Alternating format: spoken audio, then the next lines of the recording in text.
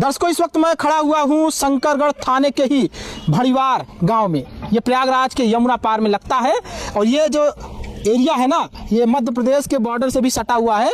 और जहाँ पर हूँ ये भड़ीवार ग्राम सभा है और यहाँ पर भड़ीवार में ही कमलेश केवट के ही घर पर आया हूँ। और कमलेश केवट ने अपने बेटे की शादी 1 साल पूर्व जो है मध्य प्रदेश चिल्ला गौहानी के ही निकट एक छोटा से गांव की जो प्राची हैं उनसे किए थे पिछले साल अपने बेटे सूरज की शादी। और 2 साल पहले से शादी लगी थी। ये लोग बाकायदा फ़ोन से आपस में बातचीत किया करते थे।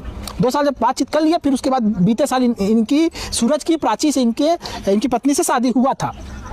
1 साल रही और फिर उसके बाद दर्शकों शादी के जान लीजिए 6-7 महीने बाद से ही वो नाटक करना शुरू कर दी। क्या बोलती थी वो?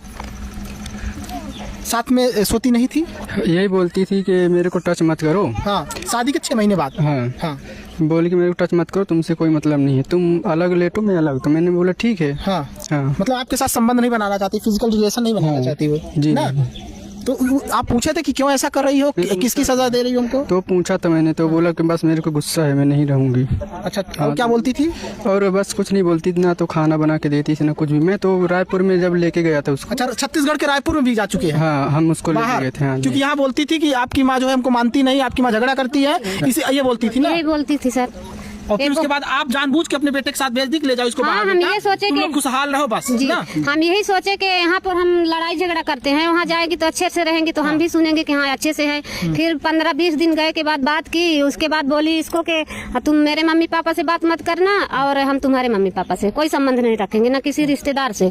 तो हम लोग सोचे चलो ठीक है, नहीं करेगी तो ठीक है, लेकिन वो रहे तो अच्छे से। और समझाए बुझाए कि कैसे करती है, तो कहती है कि हम ऐसे करेंगे, पैसा नहीं देते हैं, ये नहीं करते। आई हमको भी पैसा नहीं देते थे और बोलती हमके नहीं देते। तो हम सोचते हैं कि किसको पैसा देते थे। अच्छा। हाँ, सोचिए सास ने अपनी बहू को जानबूझ के अपने बेटे के साथ बाहर भेज दिया जिससे वो खुश रहे, बेटा खुश रहे, बहू के साथ सूरज प्राची के साथ खुश रहे। लेकिन फिर भी वहां गई तो वहां भी नाटक शुरू कर दिया। फिर इसके बाद यहाँ आई जब गांव में ये भड़ीवार में, तो यहाँ पर जो है साथ में लेटने से इनकार करती, बोलती तुम जमीन पे लेटो, मैं जो है बेड पे लेटूं, या मैं तुम बेड पे लेटो, मैं जमीन पे लेटूं, आपके साथ आप जो है मुझे टच ना करो या तुम मुझे टच मत करो।